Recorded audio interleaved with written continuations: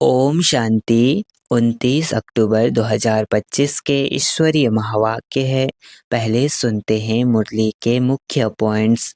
बाबा ने कहा, मीठे बच्चे, तुम्हारा कर्तव्य है हर आत्मा को परिस्तानी बनाना, सबका कल्याण करना ही तुम्हारी सच्ची सेवा है। बाप को कहते हैं बागवान खिबैया, जो डूबती नावों को पार लगाते हैं वही सच्चे तैराक हैं। कब्रिस्तान से परिस्तान की यात्रा बाप ही कराते हैं। मृत्यु लोक को अमरपुरी में बदलना उन्हीं का महान कार्य है। देह को छोड़ना वहाँ सर्प की तरह खाल बदलने जैसा सहज होता है। मृत्यु का नाम तक नहीं। बाप सिखाते हैं मनसा वाचा कर्मणा, किसी को भी दुख नहीं देना है। यही डबल अहिंसा है। लास्ट में बाबा ने कहा, परमात्मा याद की गोद में जाने से अनेक जन्मों के दुख दर्द मिट जाते हैं। यही सच्चा अतीन्द्रिय सुख है। अच्छा, अब सुनते हैं मुरली को विस्तार से। मुरली का सार। मीठे बच्चे, तुम्हें एक एक को परिस्तानी बनाना है। तुम हो सबका कल्याण करने वाले। तुम्हारा कर्तव्य है गरीबों को साहूकार बनाना। प्रश्न, बाप का कौन सा नाम भल साधारण है लेकिन कर्तव्य बहुत महान है। उत्तर, बाबा को कहते हैं बागवान खिबैया। यह नाम कितना साधारण है लेकिन डूबने वाले को पार ले जाना यह कितना महान कर्तव्य है। जैसे तैरने वाले तैराक एक दो को हाथ में हाथ देकर पार ले जाते हैं, ऐसे बाप का हाथ मिलने से तुम स्वर्गवासी बन जाते हो। अभी तुम भी मास्टर खिबैया हो। तुम हरेक की नैया को पार लगाने का रास्ता बताते हो। ओम शांति। याद में तो बच्चे बैठे ही होंगे। अपने को आत्मा समझना है, देह भी है। ऐसे नहीं कि बिगर देह बैठे हो, परंतु बाप कहते हैं देह अभिमान छोड़ देही अभिमानी बनकर बैठो। देही अभिमानी है शुद्ध, देह अभिमान है अशुद्ध। तुम जानते हो देही अभिमानी बनने से हम शुद्ध पवित्र बन रहे हैं। देह अभिमानी बनने से अशुद्ध अपवित्र बन गए थे। पुकारते भी हैं, हे पतित पावन आओ।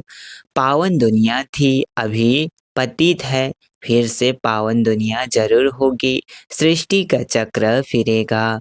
जो इस सृष्टि चक्र को जानते हैं उनको कहा जाता है स्वदर्शन चक्रधारी। तुम हर एक स्वदर्शन चक्रधारी हो। स्व आत्मा को सृष्टि चक्र का ज्ञान मिला है। ज्ञान किसने दिया? जरूर वह भी स्वदर्शन चक्रधारी होगा। सिवाय बाप के दूसरा कोई मनुष्य सिखला न सके। बाप सुप्रीम रूह ही बच्चों को सिखलाते हैं।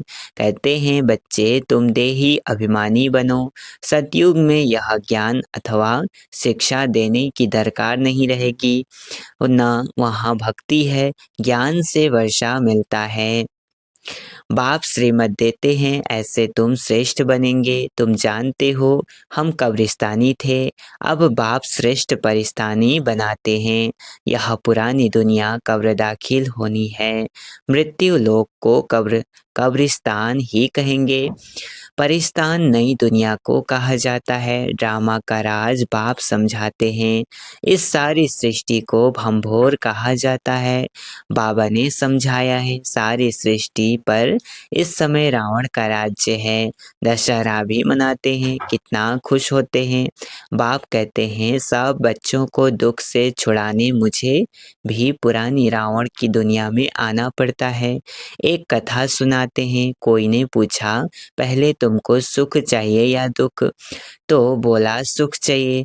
सुख में जाएंगे तो वहाँ कोई यमदूत आदि आ नहीं सकेंगे। यह भी एक कहानी है।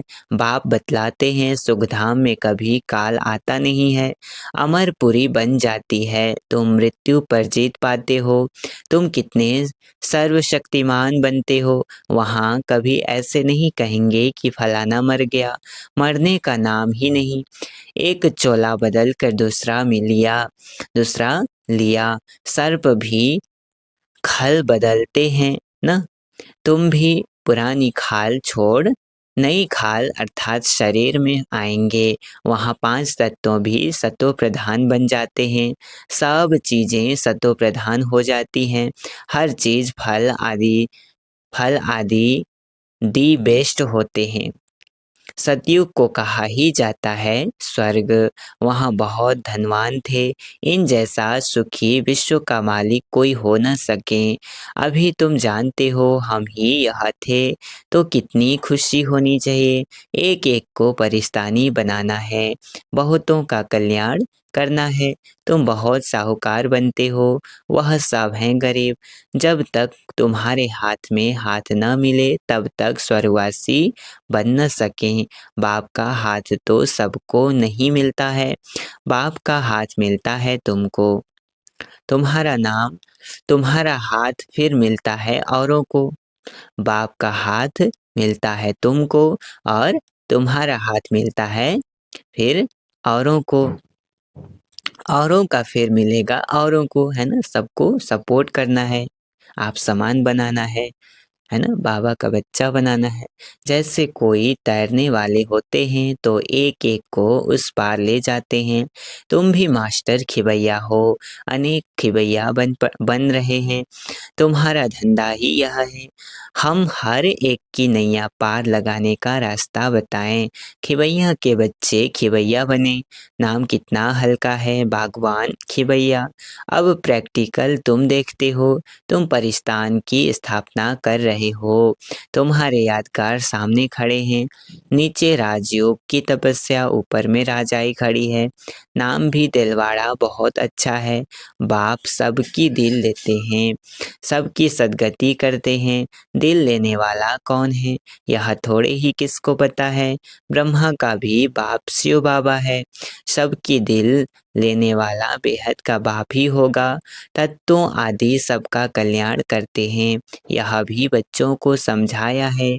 और धर्म वालों के शास्त्र आदि कायम है। तुमको ज्ञान मिलता ही है संगम पर, फिर विनाश हो जाता है तो कोई शास्त्र नहीं रहता। शास्त्र है भक्ति मार्ग की निशानी, यह है ज्ञान। फर्क देखा ना, भक्ति अथाह है। देवियों आदि की पूजा में कितना खर्चा करते हैं। बाप कहते हैं इनसे अल्पकाल का सुख है। जैसी जैसी भावना रखते हैं वह पूरी होती है। देवियों को सजाते सजाते कोई को साक्षात्कार हुआ, बस बहुत खुश हो जाते हैं। फायदा कुछ भी नहीं। मीरा का भी नाम गाया हुआ है। भक्त माला है ना, फीमेल में मीरा, मेल्स में नारद शिरोमणि भगत माने हुए हैं। तुम बच्चों में भी नंबरवार हैं। माला के दाने तो बहुत हैं। ऊपर में बाबा है फूल, फिर है युगल मेरू। फूल को सब नमस्ते करते हैं, एक एक दाने को नमस्ते करते हैं। रुद्र यज्ञ रचते हैं तो उनमें भी जास्ती पूजा शिव की करते हैं। शालिग्रामों की इतनी नहीं करते। सारा ख्याल शिव की तरफ रहता है, क्योंकि शिव बाबा द्वारा ही शालिग्राम ऐसे तीखे बने हैं। जैसे अब तुम पावन बन रहे हो, पतित पावन बाप के बच्चे, तुम भी मास्टर पतित पावन हो। अगर किसको रास्ता नहीं बताते तो पाई पैसे का पद मिल जाएगा, फिर भी बाप से तो मिले ना, वह भी कम थोड़े ही है। बाबा मिल गया तो बहुत बड़ी बात है ना। वह भी कम थोड़े ही है। सबका फादर वह एक है। श्री कृष्ण के लिए थोड़े ही कहेंगे। श्री कृष्ण किसका फादर बनेगा, श्री कृष्ण को फादर नहीं कहेंगे। बच्चे को फादर थोड़े ही कह सकते। फादर तब कहा जाता है जब युगल बने, बच्चा पैदा हो, फिर वह बच्चा फादर कहेगा, दूसरा कोई कह न सके। बाकी तो कोई भी बुजुर्ग को बापूजी कह देते हैं। यह शिव बाबा तो सबका बाप है। गाते भी हैं ब्रदरहुड। ईश्वर को सर्वव्यापी कहने से फादरहुड हो जाता है। तो बच्चों को बड़ी बड़ी सभाओं में समझाना पड़ेगा। हमेशा कहाँ भी भाषण पर जाओ तो जिस टॉपिक पर भाषण करना है उस पर विचार सागर मंथन कर लिखना चाहिए। बाप को तो विचार सागर मंथन नहीं करना है, कल्प पहले जो सुनाया था वह सुनाकर जाएंगे। तुमको तो टॉपिक पर समझाना है, पहले लिख कर फिर पढ़ना चाहिए। भाषण करने के बाद फिर स्मृति में आता है, यह पॉइंट्स नहीं बताई, यह समझाते थे तो अच्छा था।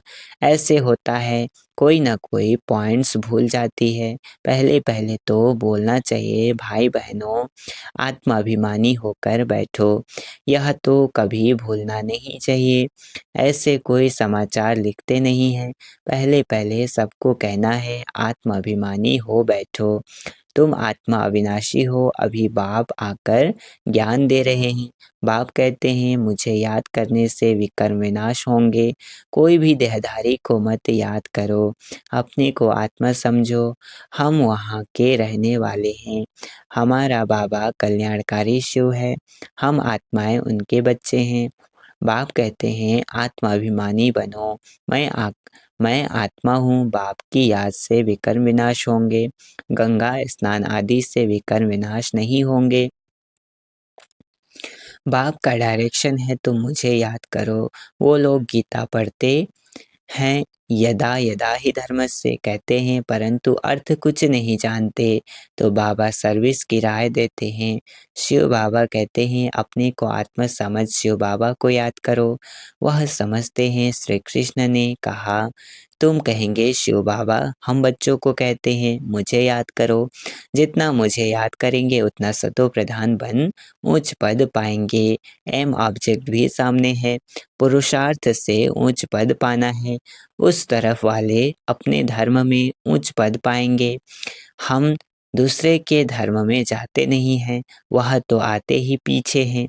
वह भी जानते हैं हमसे पहले पैराडाइज था, भारत सबसे प्राचीन है, परंतु कब था वह कोई नहीं जानते। उन्हों को भगवान भगवती भी कहते हैं, परंतु बाप कहते हैं भगवान भगवती नहीं कह सकते, भगवान तो एक ही है, एक ही मैं हूँ, है ना।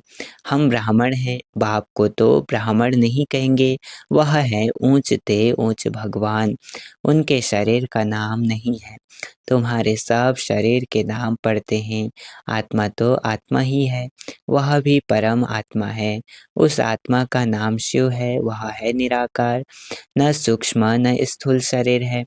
ऐसे नहीं कि उनका आकार नहीं है, जिसका नाम है आकार भी जरूर है। नाम रूप बगैर कोई चीज है नहीं। परमात्मा बाप को नाम रूप से न्यारा कहना कितना बड़ा ज्ञान है। नाम क्या है? शिव है, और रूप बिंदी स्वरूप है। बाप भी नाम रूप से न्यारा, बच्चे भी नाम रूप से न्यारे, फिर तो कोई सृष्टि ही न रहना हो, है ना। तुम अब अच्छी रीति समझा सकते हो, गुरु लोग पिछाड़ी में समझेंगे, अभी उन्हों की भाषा ही है। तुम अभी डबल अहिंसक बनते हो, अहिंसा परमो देवी देवता धर्म डबल अहिंसक गाया जाता है, गाया हुआ है। किसको हाथ लगाना दुख देना वह भी हिंसा हो गई। बाप रोज रोज समझाते हैं मनसा वाचा कर्मणा, किसको दुख नहीं देना है। मनसा में आएगा जरूर, सतयुग में मनसा में भी नहीं आता, यहाँ तो मनसा वाचा कर्मणा आता है। यह अक्षर तुम वहाँ सुनेंगे भी नहीं, न वहाँ कोई सत्संग आदि होते हैं। सत्संग होता ही है सत्य द्वारा, सत्य बनने के लिए।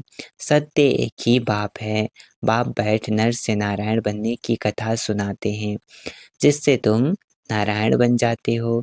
फिर भक्ति मार्ग में सत्यनारायण की कथा बड़े प्यार से सुनते हैं। तुम्हारा यादगार दिलवाड़ा मंदिर देखो कैसा अच्छा है। जरूर संगम युग पर दिल ली होगी, है ना, तभी क्या बना है दिलवाड़ा मंदिर। तो बाबा कह रहे हैं जरूर संगम युग पर दिल ली होगी।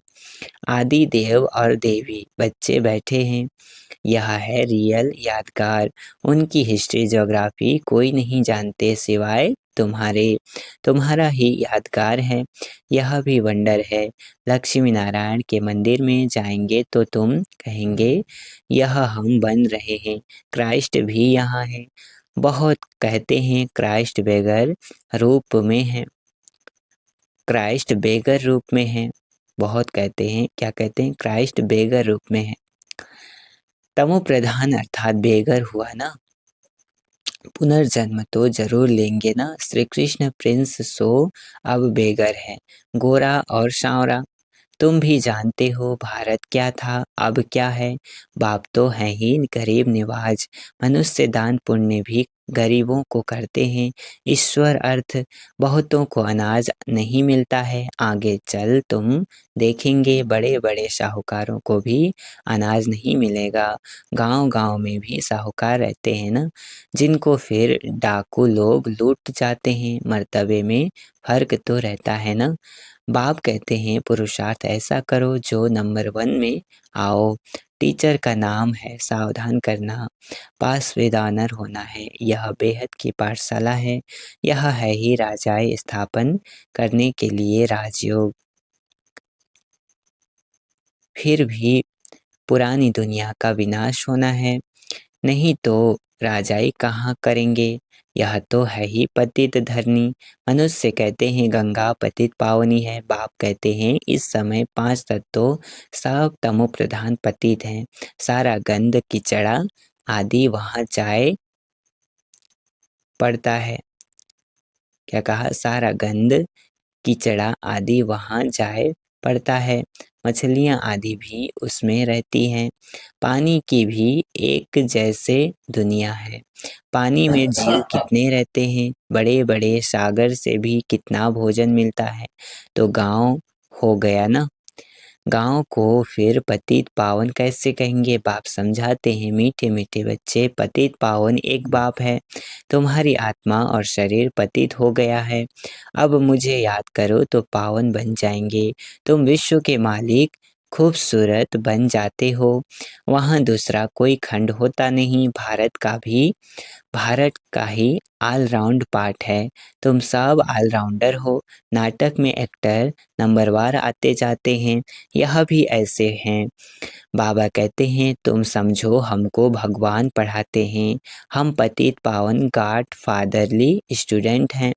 इसमें सब आ गया, पतित पावन भी हो गया, गुरु टीचर भी हो गया, फादर भी हो गया, सो भी निराकार हैं। यह है incorporeal God fatherly world university. कितना अच्छा नाम है। ईश्वर की कितनी महिमा करते हैं। जब बिंदी सुनते हैं तो वंडर लगता है। ईश्वर की महिमा इतनी करते हैं और चीज क्या है? बिंदी। उनमें पाठ कितना भरा हुआ है। अब बाप कहते हैं देह होते हुए, गृहस्थ व्यवहार में रहते हुए माँ में कम याद करो। भक्ति मार्ग में जो नवधा भक्ति करते हैं उसको कहा जाता है सतो प्रधान नवधा भक्ति। कितनी तेज भक्ति होती है। अब फिर तेज रफ्तार चाहिए याद की। तेज याद करने वाले का ही ऊंच नाम होगा, विजय माला का दाना बनेंगे। अच्छा, मीठे मीठे सिकिल्धे बच्चों प्रति माता पिता बाप दादा का याद प्यार और गुड मॉर्निंग, नमस्ते नमस्ते नमस्ते। हम रूहानी बच्चों की रूहानी माता पिता बाप दादा को याद प्यार और गुड मॉर्निंग, नमस्ते नमस्ते नमस्ते। शुक्रिया बाबा, शुक्रिया। धारणा के लिए मुख्य सार है। पहला पॉइंट, नर से नारायण बनने के लिए रोज सत्य बाप से सुनना है, सत्संग करना है, कभी मनसा वाचा कर्मणा किसी को दुख नहीं देना है। दूसरा, विजय माला का दाना बनने व पास विद ऑनर होने के लिए याद की रफ्तार तेज करनी है। मास्टर पतित पावन बन सबको पावन बनाने की सेवा करनी है। वरदान आज का, परमात्मा याद की गोद में समाने वाले संगम योगी श्रेष्ठ भाग्यवान आत्मा भव। क्या कहा? परमात्मा याद की गोद में समाने वाले संगम युगी श्रेष्ठ भाग्यवान आत्मा भव। विस्तार, संगम युग सतयुगी स्वर्ग से भी श्रेष्ठ है, क्योंकि अभी का गायन है अप्राप्त नहीं कोई वस्तु ब्राह्मणों के संसार में। एक बाप मिला तो सब कुछ मिला। अभी आप बच्चे कभी अतीन्द्रिय सुख के झूले में झूलते हो, कभी खुशी, कभी शांति, कभी ज्ञान, कभी आनंद और कभी परमात्मा गोद के झूले में झूलते। परमात्मा गोदी है याद की लवलीन अवस्था। यह गोद सेकंड में अनेक जन्मों के दुख दर्द भुला देती है। तो इस श्रेष्ठ संस्कार को सदा स्मृति में रख भाग्यवान आत्मा बनो। स्लोगन, ऐसा सपूत बनो जो बाबा आपके गीत गाए और आप बाबा के गीत गाओ। क्या कहा? ऐसा सपूत बनो जो बाबा आपके गीत गाए और आप बाबा के गीत गाओ। अव्यक्त इशारे स्वयं और सर्व के प्रति मनसा द्वारा योग की शक्तियों का प्रयोग करो। पहले स्वयं पर योग के प्रयोग करके देखो। हर मास व हर 15 दिन के लिए कोई न कोई विशेष गुण व कोई न कोई विशेष शक्ति का स्व प्रति प्रयोग करके देखो, क्योंकि संगठन में व संबंध संपर्क में पेपर तो आते ही हैं। तो पहले अपने ऊपर प्रयोग करके चेक करो। कोई भी पेपर आया तो किस गुण व शक्ति का प्रयोग करने से कितने समय में सफलता मिली। जब स्व के प्रति सफल होंगे तब औरों के प्रति भी प्रयोग करने का उमंग उत्साह स्वतः ही बढ़ता जाएगा। अच्छा, ओम शांति।